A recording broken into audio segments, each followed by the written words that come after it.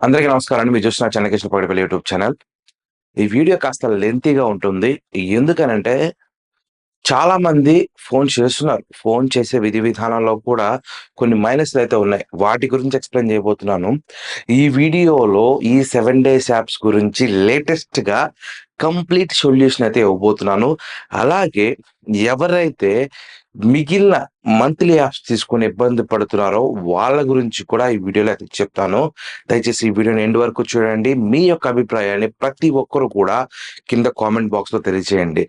ఎందుకంటే ఒక లైక్, ఒక కామెంట్, ఒక సబ్స్క్రిప్షన్ ద్వారా మాత్రమే ఛానల్ అనేది 10 మందికి రీచ్ అవుతుంది. మీరు ఇబ్బంది పడి బయటికెళ్ళిపోయాం మా పని అయిపోయిందని కాకుండా ప్రతి ఒక్కరికి ఈ ఇన్ఫర్మేషన్ చేరువయ్యేలాగా మీరు ఖచ్చితంగా ఈ కార్యక్రమం అయితే చేస్తారని అయితే అనుకుంటున్నాను. అసలు దీని వెనకాల ఉంది ఎవరో కూడా మనం మాట్లాడదాం. అంతకంటే ముందు నెక్స్ట్ 13వ తారీఖు అనగా సోమవారం నాడు ఎలక్షన్స్ అయితే కండక్ట్ చేయబోతున్నారు.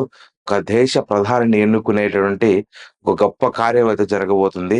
ఖచ్చితంగా మీకు ఎవరైతే హెల్ప్ చేస్తారని మీరు భావిస్తున్నారో వాళ్ళకి ఓటేసి మీ యొక్క ఓటు హక్కుని వినియోగించుకుంటారని చెప్పేసి మనస్ఫూర్తిగా కోరుకుంటున్నాను. Surprise, surprise, motherfucker! The king is back! మన టాపిక్‌లోకి వెళ్ళిపోతే మాత్రం ఫస్ట్ ఆఫ్ ఆల్ మనం చూడాల్సింది ఏంటంటే ఈ 7 డేస్ యాప్స్‌లో సో మెనీ ప్రాబ్లమ్స్ అయితే ఉన్నాయి. కొంతమందికి ఏంటంటే పేమెంట్ తీసుకున్న తర్వాత కట్టడం ఎలాగో కూడా తెలియని వాళ్ళున్నారు. ఒకవేళ తెలిసినా సరే నాకు చెప్పేటప్పటికి కూడా మేమెలా కట్టాలో మాకు పేమెంట్ అవ్వట్లేదు. మేమేం చేయాలని చెప్పేసి కొంచెం వెరైటీగా అడుగుతున్నారనమాట. ఆ క్వెషన్స్ అనేది నాకు కొంచెం డిఫరెంట్‌గా అనిపిస్తుంది. ఈ రోజు రోజుకి వీళ్ళ సంఖ్య పెరుగుతుందే తప్ప తగ్గట్లేదు. ఫర్ ఎగ్జాంపుల్ మనం చూసుకున్నట్టయితే ఈ 7 డేస్ యాప్స్‌లో ఫర్ ఎగ్జాంపుల్ మనం స్టార్టింగ్ గాని చూసుకుందాం. ఏదైనా ఒక అప్లికేషన్‌లో లోన్ తీసుకున్నాము. అది పే చేసే సిట్యుయేషన్ అనేది మన దగ్గర లేదు. అప్పుడు మనం ఏం చేస్తాం ఆటోమేటిక్‌గా నేను ఆల్రెడీ చెప్పాను. ఫస్ట్ వాట్సాప్ అకౌంట్ డిలీట్ చేయండి. తర్వాత మీ కాంటాక్ట్ లిస్ట్ ఏదైతే ఉందో దాంట్లో దగ్గరలో ఉన్నటువంటి వాళ్ళకి అమ్మ, నాన్న, అక్క, చెల్లి, అన్న, తమ్మి ఇటువంటి వాళ్ళకి ఫోన్ చేసి, "అయ్యా నా ఫోన్ ఇట్లా హ్యాక్ అయింది. నేను ఆల్రెడీ సదరు పోలీస్ స్టేషన్‌లో కంప్లెయింట్ ఇచ్చాను.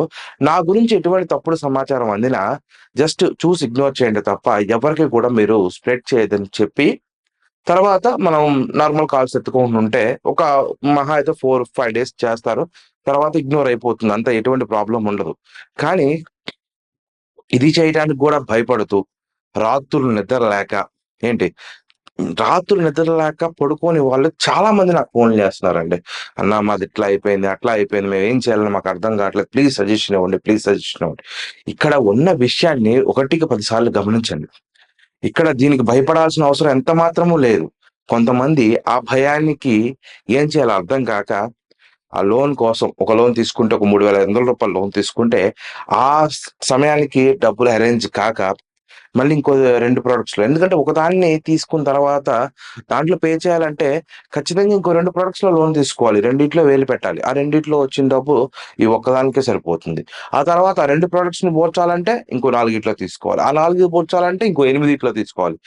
ఇలా లక్షలు ఈలోగా ఏంటంటే ఎంతో కొంత డబ్బులొస్తే మళ్ళీ వీటిలోనే దార పోసేయటం.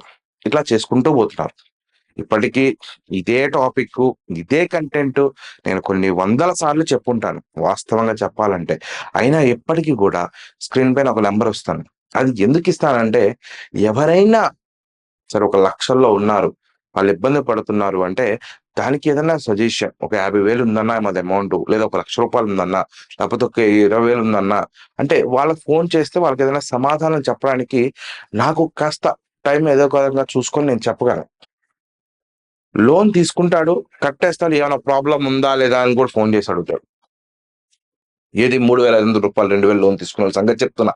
ఆ తర్వాత అది సంగతి సరే పోనీయండి అని వదిలేస్తే, ఇంకొకడు ఫోన్ చేస్తాడు. ఏ అప్లికేషన్‌లో లోన్ తీసుకోవాలి? ఏదైనా బెస్ట్ అప్లికేషన్ ఉంటే సజెషన్ చేయండి అని. నేను ఏ అప్లికేషన్ గురించి చెప్పను. అది నా ఛానల్ కాదు. ఇంకొకడు ఫోన్ చేస్తాడు. నేను బాధలో ఉన్నా డబ్బులు కట్టడానికి ఇప్పుడు ఇక్కడ డబ్బులు లేవు. నాకు ఏదో ఒక సహాయం మీరు చేయండి. నేను ఒక 2 మంత్స్‌లో ఇస్తా, 3 మంత్స్‌లో ఇస్తాను. ఒక అమ్మాయి ఫోన్ చేసి అన్న నాకు ఇట్లా ఫైనాన్షియల్ ప్రాబ్లమ్స్ ఇరగదీసిన అది ఇది. నాకు 20,000 కావాలన్నా నేను ఒక 2, 3 డేస్‌లో ఇస్తాను. ఎలా ఇవ్వగలను చెప్పండి? ఎక్కడికని తీసుకొచ్చి ఇవ్వగలను? అంటే నా ఛానల్ అది చాలా చిన్న ఛానల్ అండి. మినిమము 20,000 మంది సబ్‌స్క్రైబర్స్ కూడా లేనటువంటి ఛానల్. ఇప్పుడు మన వీడియో చూసే వాళ్ళందరూ కూడా మన ఛానల్ సబ్‌స్క్రైబ్ చేయరండి. ఏంటంటే వాళ్ళ ప్రాబ్లమ్ సార్ట్ ఔట్ అవుతుందా లేదా అనేది ఒక్కటి చూసి, ఆ ప్రాబ్లమ్ నుంచి బయటపడిన తర్వాత మన ఛానెల్‌ని దెన్ లీవ్ ఇట్ వదిలేస్తారు. మర్చిపోతారు అంతే. మర్చిపోవడమే కాదు అసలు ఈ వీడియోస్ గురించి కూడా ఏం పట్టించుకోరు వాళ్ళు. వాళ్ళకంత టైము ఉండదు. దాని మీద వాళ్ళు చేసే ఇది ఉండదు. కానీ మనం మాత్రం ఒక స్టాండ్ తీసుకున్నాం. ఈ 7 డేస్ లోన్ యాప్స్ మీద నేను తీసుకున్న విధంగా ఎవ్వడు స్టాండ్ తీసుకోలేదు. ఫస్ట్ టైమ్ తెలుగులో ఒక సొల్యూషన్ అనే పేరు మీద స్టాండ్ తీసుకొని ఎన్నో వేల మందిని బయట పడేసుకుంటూ, ఎంతో మోటివేట్ చేసుకుంటూ వచ్చిన ఛానల్ మనదే ఫస్ట్. నేను వేరే ఛానెల్స్ గురించి మాట్లాడనండి. నాకదంత అంత టైం కూడా నాకు లేదు. కానీ ఒకటికి 10 సార్లు నేను చేసుకుంటూ పోతున్నా. కానీ ఈ కాల్స్ వచ్చే తరుణంలో ఏమవుతుందంటే, నేను ఇంతకుముందు ఒక ప్రాబ్లమ్ నా దగ్గరకొచ్చిందంటే, ఆ ప్రాబ్లమ్ నేను ఎలా సాల్వ్ చేశాను, ఏం చెప్పి సాల్వ్ చేశాననేది కూడా నేను ఒక వీడియో రూపంలో చేసి చెప్పేవాడిని. కానీ ఇప్పుడున్న నాకు ఈ సిట్యుయేషన్‌లో వీడియో చేయటమే కాదు కదా! కనీసం నా పని, నా పర్సనల్ పని నేను జీవితాన్ని నేను డబ్బులు సంపాదించుకోవడానికి గాని, నా పెళ్ళాం పిల్లల్ని పోషించుకోవడానికి కానీ, నేను చేసే పని కూడా ఆపుకోవాల్సొస్తుంది. ఎందుకంటే కాల్స్ ఆ విధంగా వస్తున్నాయి. ఇప్పుడు నేను మాట్లాడుతున్న ఫోన్ సైలెంట్‌లో ఉంది. ఆడ కూడా కాల్ వస్తూనే ఉంది. ఏమని చెప్పగలం? ఏమని చేయగలం చెప్పండి? వాస్తవంగా చెప్పాలంటే దీన్ని ఒక ఎక్స్‌టెంట్‌కి తీసుకెళ్దామని చెప్పేసి పగిడిపెళ్లి సేవా సమితి అనేది ఒక కార్యక్రమాన్ని కూడా మీ ముందుకు తీసుకురావడం అయితే జరుగుతుంది. దానికోసం ప్రణాళిక రచించాలా? లేపోతే ఈ కాల్స్ మాట్లాడాలా? ఇప్పుడు ఏమవుతుందంటే అండి ఒకటి ఒక కాలొచ్చిందనుకోండి. ఒక కాల్ మాట్లాడి అతనికి సొల్యూషన్ చెప్పామంటే, అతను ఎక్కడి నుండి ఫోన్ చేస్తాడంటే రోడ్డు మీదుండో, బండి మీద పోతూనో, లేపోతే ఇంకో విధంగా ఫోన్ చేస్తాడు. నేను చెప్పే మాట అతనికి అర్థం కాదు. అలాంటి వ్యక్తితో నేను పదే పదే అంటే చెప్తూ ఉండాలతనికి. ఎట్లా నా టైమ్ వేస్ట్ అనేది చాలా అవుతుంది. అంటే నేనేం తోపునేం కాదండి. నేనంత పగలబొడిసి ఇరగదీసేవాడినేం కాదు. కానీ నేను ఒక సాధారణ మనిషినే. కానీ నాకు ఒక ఫ్యామిలీ ఉంటుంది. దానికి నేనేదో రకంగా కష్టపడాలని మినిమమ్ కన్సర్న్ గూడా లేదనమాట. కన్సర్న్ గూడా ఎవరికీ ఉండదు. ఏం చేస్తున్నాడు? ఎలా చేస్తున్నాడు? నా ఎక్విప్‌మెంట్ అండి. ఆ ఎక్విప్‌మెంటు ఎంత పెట్టుబడి పెట్టి, ఎంత ఇన్వెస్ట్ చేసి, నాకు వచ్చేదానికంటే గూడా డబుల్, త్రిబుల్ నా సంపాదన నా ఇంట్లో ఉండే ఖర్చుల కంటే కూడా నేను ఎక్కువ ఇన్వెస్ట్ చేసి దీని మీద ఎక్విప్‌మెంట్ మీద ఇన్వెస్ట్ చేసి, నేను వీడియోస్ చేయటం గాని, ఎడిటింగ్ చేయటం గాని, ఇంకేమన్నా కార్యక్రమం చేయటం గాని అంతా కూడా వాళ్ళ మీదే నేను చేయాల్సొస్తుంది. ఇది ఎవరికీ తెలీదండి. వాస్తవంగా చెప్పాలంటే ఏదో కెమెరా ముందుకొచ్చి సొల్లు చెప్పడం అని కాదండి. ఇప్పుడు నేను రికార్డ్ చేసే కెమెరా, మైక్ ప్రతి ఒక్కటి కూడా నేను చెప్పేది అవతల వాళ్ళకి అర్థం కావాలనే ఒక ఉద్దేశంతో నేను చేస్తున్నాను. దయచేసి వీలైతే సహాయం చేయండి. అంతేగాని ఈ పనికిమాలిన థింగ్స్ ఏదంటే ప్రాబ్లమ్ అయిపోయినా గాని, ఇంకేమైనా ప్రాబ్లమ్ ఉంటుందా? లేకపోతే నేను రూ. 3,800 లోన్ తీసుకున్నాను. ఏం చేయాలి? నాకు 1,500 ఇచ్చారు. ఏం చేయాలి? అన్నది కాదండి టాపిక్ అసల. ప్రతి ఒక్క దానికి కూడా సొల్యూషన్ అనేది ఉంటుంది. ఇలా చేయండి. ఫస్ట్ అన్నిటికి కూడా మన సిమ్మే మేజర్ కారణం. మన వాట్సాపే మేజర్ కారణం. అయి సస్పెండ్ చేయండి. మన కాంటాక్ట్ లిస్ట్ మనం చెప్పుకుందాం. ఏంటి? ఇంకా ఎక్కువ హ్యూజ్ ఆఫ్ అమౌంట్ ఉంటే అది ఎక్కువ అమౌంట్ ఉంటే దానికి వేరే రకంగా చెప్తాం. ఆ వేరే రకంగా ఏంటంటే, ఇప్పుడు సదర్ పోలీస్ స్టేషన్‌లో కంప్లెయింట్ ఇవ్వడం గాని, లేకపోతే ఏదన్నా సరే ఇప్పుడు ప్రైవేట్ ఆర్గనైజేషన్స్ ఉంటాయి. I mean hacking organisation. వాళ్ళని పట్టుకొని ఏదైనా చేయించుకోవడం గాని, ఇలా ఏదో ఒక డేటా మోడిఫై చేయించటం గాని, ఇలా చేసుకోవాలి. అంతేగాని దీనికేదో భయపడిపోయి, ఏదో జరిగిపోద్ది, ఎవడో పీకేస్తాడు, ఎవరో ఇయన్నీ పక్కన పెట్టేసేయండి. 7 డేస్ యాప్స్‌లో ఇంతకు మించి వేరేదుండదు. ఇదే కీ రోల్. ఇదే మేజర్ పాయింట్. ఇంతకు మించిన ఇక సొల్యూషన్ అనేది ఏదీ లేదు. ఇక కొంతమంది మేధావులు ఏదేదో చెప్తుంటారులే గానీ, ఇక అవన్నీ నాకనవసరం. బట్ నా గురించి మాత్రమే నేను మాట్లాడాలి కాబట్టి అది చెప్తున్నా.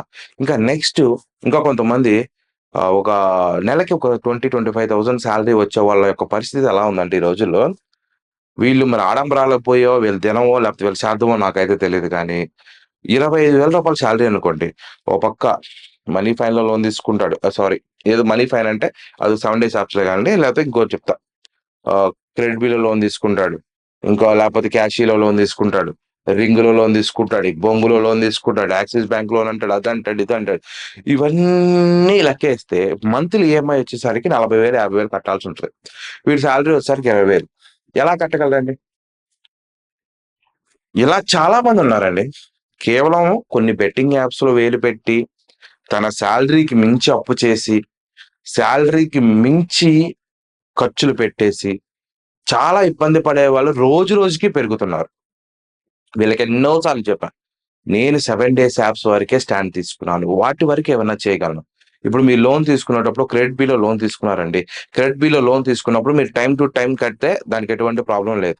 కానీ ఇక్కడ ఒక చిన్న చిక్కొచ్చింది. అది ఏంటంటే ఇప్పుడు ఎవరైతే ఈ 7 డేస్ స్లాబ్ కాకుండా క్రెడిట్ బి, నావి ఇలాంటి లోన్స్ తీసుకుంటారో వీళ్ళకి కొన్ని హెరాస్మెంట్స్ ఎక్కువగా ఉన్నాయి.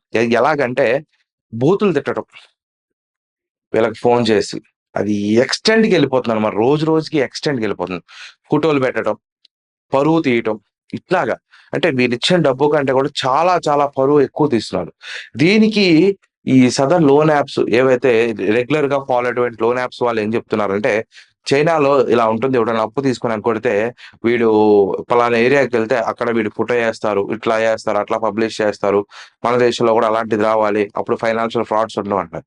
ఈళ్ళ మీద కాదండి మీరు ఫైనాన్షియల్ ఫ్రాడ్స్ లేకపోతే ఇంకోటి, ఇంకోటి చేయాల్సింది. అంతకంటే పెద్ద పెద్ద దొంగలున్నారు. కోటాన కోట్లు లూటీ చేసేవాళ్ళున్నారు. వాళ్ళ మీద చూపించండి విజ్జులు. ఇప్పుడు ఒక వ్యక్తి అప్పుల పాలైపోయి ఒక సిట్యుయేషన్‌కొచ్చాడంటే దానికి కారణం అక్కడ ఆ రాష్ట్ర యొక్క ప్రభుత్వం. ఆ దేశం యొక్క ప్రభుత్వం. ఆ ప్రభుత్వాలు సరైన నిర్ణయాలు తీసుకొని బెట్టింగ్ యాప్సు, లేకపోతే ఈ లోన్ యాప్సు ఇవన్నీ ఇండియాలో చలామణి కాకుండా ఉంటే ఎటువంటి లోన్స్ ఎవడు తీసుకోడు. వాడి కష్టమేదో వాడు బతుకుతాడు. ఉంటే తింటాడు. లేకపోతే పస్తులుంటాడు. అంతేగాని అప్పుల పాలైపోయి ఏం చేయడు. విద్య, వైద్యం అన్నీ ఫ్రీగా అందించగలిగితే ఎవడికి ఏ సమస్య రాదు. ఇవన్నీ ప్రైవేటీకరణ చేసేసి, జనాల్ని సంకనాగిచ్చేసి, ఈ లోన్‌లు అవి ఇవని చివరికి వాళ్ళనే రక్తం పీల్చి, పిప్పి చేసి వదిలిపెట్టేటువంటి ఇటువంటి ప్రభుత్వాలు ఎప్పుడు మారతాయో కానీ, అప్పుడే మన దేశం అయితే చాలా బావుంటుందని నేనైతే అనుకుంటున్నాను. ఇది నా యొక్క ఒపీనియన్. దయచేసి దీంట్లో ఎటువంటి రాజకీయ పరమైనది ఏం లేదు. కావాల్సితే చూడండి ఎన్ని లోన్ యాప్స్ బ్యాన్ చేస్తున్నా, మళ్ళీ ఆ ఫేస్‌బుక్‌లోనో, ఇన్‌స్టాగ్రామ్‌లోనో యాప్స్ ప్లే స్టోర్‌లో కూడా వస్తున్నాయి మళ్ళీ. ప్లే స్టోర్‌లో బ్యాన్ చేశారనుకుంటే మళ్ళీ ప్లే స్టోర్‌లో వస్తున్నాయి. యాప్ స్టోర్‌లో అయితే ఇంకా బీభత్సంగా వస్తున్నాయి. ప్లే స్టోర్‌లో ఇప్పుడు 10-20% ఉంటే, యాప్ స్టోర్‌లో ఇంకెక్కువ ఉంటున్నాయి. అంటే ప్లే స్టోర్ అంటే, యాప్ స్టోర్ అంటే కొంతమందికి తెలియకపోవచ్చు. ప్లే స్టోర్ అంటే ఎవరైతే హ్యాండ్రాయిడ్ యూజర్స్ ఉంటారో, మన హ్యాండ్రాయిడ్ ఫోన్ యూజ్ చేస్తుంటారో వాళ్ళకి ప్లే స్టోర్ ఉంటుంది. ఏ అప్లికేషన్ దాని నుంచి డౌన్‌లోడ్ చేసుకోవాలి. అలా కాకుండా మీకు ఐఓఎస్ డివైస్‌లోకెళ్తే యాప్ స్టోర్ అని ఉంటది. ఇది కేవలం యాపిల్ వాళ్ళు దీంట్లో నుంచి మాత్రమే డౌన్‌లోడ్ చేసుకోవడానికి అవకాశం ఉంటుంది. కానీ హ్యాండ్‌హెల్డ్‌లో వచ్చిన తిప్పలేంటంటే వేరే third party sources Google chrome నుంచి కానీ, లేకపోతే ఇంకేదన్నా 9 యాప్స్ అని గాని, లేకపోతే సోపానిక్ అని గాని, ఇట్లా వాటి వెబ్‌సైట్స్ నుంచి కూడా యాప్ డౌన్‌లోడ్ చేసుకొని ఇన్‌స్టాల్ చేసుకోవచ్చు. తద్వారా ఏమవుతుందంటే కొంచెం ఐఓఎస్ కంటే కూడా హ్యాండ్రాయిడ్ యూజర్స్ దీంట్లో బలైన వాళ్ళ సంఖ్య ఎక్కువ. అలాగే అంటే మిడిల్ క్లాస్ ఫ్యామిలీస్ ఏవైతే ఉంటాయో వీళ్ళందరూ కూడా ఎక్కువగా వాడేదేంటంటే హ్యాండ్రాయిడ్ యూజర్స్ ఎక్కువుంటారు. ఐఫోన్ యూజర్స్ చాలా చాలా తక్కువుంటారు. నాకు హ్యాండ్రాయిడ్ యూజర్స్ కంటే కూడా ఐఫోన్ యూజర్స్ కంప్లెయింట్స్ ఈ మధ్య సగానికి పెరిగినియన్నమాట. ఇంతకుముందు ఎప్పుడో ఐఓఎస్ యూజర్‌ది ఒక 100లో 10, 15 ఉండేయి. ఇప్పుడు ఆల్‌మోస్ట్ 100కి 50 కేసులు ఐఓఎస్ యూజర్స్ ఉంటున్నాయి. ఎందుకంటే యాప్స్ అలా రిలీజ్ చేస్తున్నారు. ఇప్పుడు ఐఫోన్ అంటే ఇంతకుముందు చూసుకుంటే అది అందని ద్రాక్ష అలా ఉండేది. కానీ ఇప్పుడేమైందంటే ఈ సెకండ్ హ్యాండ్ మార్కెట్స్‌లో చాలా తక్కువకే మొబైల్స్ రావటం, ఐఫోన్ రావటం, ప్రతి ఒక్కరు రిచ్ ఫీలింగ్‌కి అలవాటు పడిపోయి ఐఫోన్స్ తీసుకోవడం, తర్వాత ఫైనాన్షియల్ స్ట్రగుల్స్‌లో ఈ ఐఫోన్స్‌లో ఉన్నటువంటి లోన్ యాప్స్‌కి అడిక్ట్ అవ్వటం, ఇట్లా జరుగుతూ పోతుందనమాట. ఇట్లాంటి సిట్యుయేషన్స్ అనేది ఇంకా బాగా బాగా జనరేట్ అవుతున్నాయి. ఒక వ్యక్తి యొక్క ఆర్థిక పరిస్థితిని పరిగణలోకి తీసుకొని, ఆ వ్యక్తికి తగినంత వరకు మాత్రమే లోన్ ఇచ్చేటట్టు ఉంటే, కాస్త ఫ్యామిలీ సేఫ్‌గా ఉంటుంది. ఎందుకంటే వీటిలో అప్పుల పాలైపోయి చాలామంది చనిపోతున్నారు. నాకు చాలామంది కాల్ చేస్తున్నారు. కాల్ చేసే వాళ్ళు చెప్తున్నారు, "అన్న మా ఫ్రెండ్ ఇట్లా చేశాడు. మా మా కొలీగ్ ఇట్లా చేశాడు. ఇట్లా చనిపోయారు" అని చెప్పేసి చెప్తున్నారు. ఆ చనిపోవడానికంటే ముందు వాళ్ళకి మీరు ఏదో రకంగా సహాయం చేస్తే మాత్రం వాళ్ళు ఈరోజు లైవ్‌లో ఉండేవాళ్ళేమో, మనతో ఉండేవాళ్ళేమో. అదొకటి మీరు ఆలోచించండి. అంతకుమించి వేరేదైతే ఏం లేదు. And next the biggest thing ఏంటంటే, అందరూ గుర్తుంచుకోవాల్సింది ఒక విషయం ఏంటంటే, ఈ పగిడిపల్లి సేవా సమితి అనేది ఒకటి స్టార్ట్ చేయబోతున్నా. దానికి పూర్తి సహాయ సహకారాలు కావాలి మీ తరపు నుంచి. దానికి మీరు చేయాల్సిందల్లా ఏం లేదు. ప్రతి ఒక్కరు కూడా ఈ వీడియోని లైక్ చేసి, వీలైనంత మందికి షేర్ చేయండి. మీ యొక్క ఒపీనియన్ కింద కామెంట్ చేయండి. అది ఏ రకంగా చేద్దాము? ఏ విధంగా చేద్దాము? చేయడానికి అంగీకారమా? లేదా? అనేది కింద కామెంట్ బాక్స్‌లో తెలియజేయండి. ఇది ఎందుకని నేను పెట్టాను? ఈ పగిడిపల్లి సేవా సమితి అని ఎందుకు మీరు పెట్టాలి అనుకుంటున్నారంటే, నాకు కొద్ది రోజుల క్రితం నా మిత్రుడే, నాకు సోదర భావుడు. ఆయన ఒక చిట్ ఫండ్ కంపెనీలో కొంచెం రోజు రూ. 500 లెక్క కట్టుకుంటూ రూ. 5,00,000 చిట్టి అనమాట అది. రూ. 5,00,000 గాను రోజుకి రూ. 500 అలా చిట్టీల లెక్కలో కట్టుకుంటూ ఉండేవాడు. ఆ వ్యక్తి దాదాపు రూ. 2,00,000 సుమారు, అంటే రూ. 1,90,000 సుమారు అతను అమౌంట్ కట్టాడు. ఆ అమౌంట్ కట్టేసిన తర్వాత చూస్తే అక్కడ ఏదైతే చిట్ ఫండ్ ఆఫీస్ ఏదైతే ఉందో దాన్ని ఎత్తేసారు. ఎత్తేసి ఇప్పుడు వేరే ఊర్లో, ఏదో హనుమకొండ అని చెప్పేసి ఒక ఊర్లో ఆ చిట్ ఫండ్ కంపెనీ అనేది మొత్తం బ్రాంచ్‌లన్నీ కూడా అక్కడ ఏకం చేసి అక్కడ పెట్టారు. అక్కడికెళ్లి అడుగుదామంటే ఆఫీస్ ఎప్పుడు క్లోజ్ చేసుంటుంది. సదరు సిబ్బంది సరైన రెస్పాన్స్ ఇవ్వరు. పోలీస్ కంప్లెయింట్స్ ఇచ్చారు. ఎమ్మెల్యేకి చెప్పారు. ఎంపీ దగ్గరికెళ్లారు. ఎవరు కూడా సరైన రెస్పాన్స్ అనేది ఇవ్వట్లేదు. ఎవరు కూడా అక్కడికెళ్లి ఎంక్వైరీ చేయట్లేదు.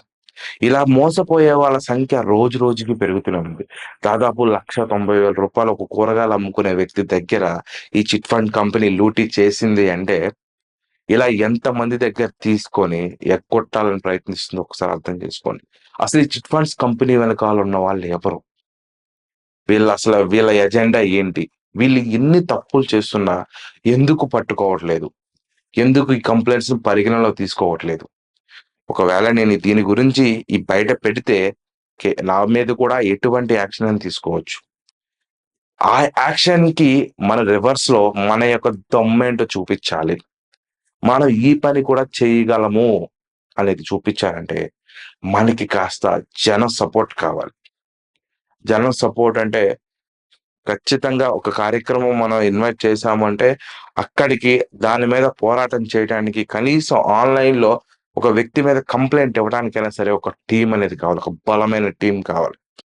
ఇటువంటి వాళ్ళు, ఇట్లా మోసపోయిన వాళ్ళు మన ఏపీ అండ్ తెలంగాణలోనే కొన్ని కోట్ల మందున్నారు. లక్షల్లో కూడా కాదండి. కోట్ల మందిలో ఉన్నారు. వాడెవడో ఫోను జేస్తాడు. ఫోను జేసి మీకు ధనీ లోన్ యాప్ మీకొక 50,000 లోన్ ఇస్తుంది. మీకు ఇది ఆధార్ కార్డ్ పెట్టండి, పాన్ కార్డ్ పెట్టండి అని టక్క ఆధార్ కార్డ్, పాన్ కార్డ్ పెట్టేస్తాడు. మీకు ప్రాసెసింగ్ ఫీజ్ ఒక 3,500 అయితుందంటే, సరే 3,500 పోతే పోనీ 50,000 వస్తున్నాయి కదా! అని పుసుక ఆశ. మనిషి ఆశ. టక్కన రూ. 3,500 పంపించేస్తాడు. ఆ 3,500 తర్వాత మళ్ళీ ఇంకో ఫీజ్ అంటాడు. అది అయిపోయిన తర్వాత ఇంకో ఫీజ్ అంటాడు. ఇట్లా ఒక 50,000-60,000 లూటీ చేసిన సందర్భాలు గూడా ఉన్నాయి. ఒకవేళ మీరు ఈ వీడియో చూస్తుంటే గూడా కింద కామెంట్ బాక్స్ అనేది ఒకసారి మీ యొక్క అభిప్రాయాన్ని కింద కామెంట్స్‌లో చెప్పండి. అలాగే ఇంకొక మనం ఇన్‌స్టాగ్రామ్‌లో స్కామ్స్ చూస్తున్నాం.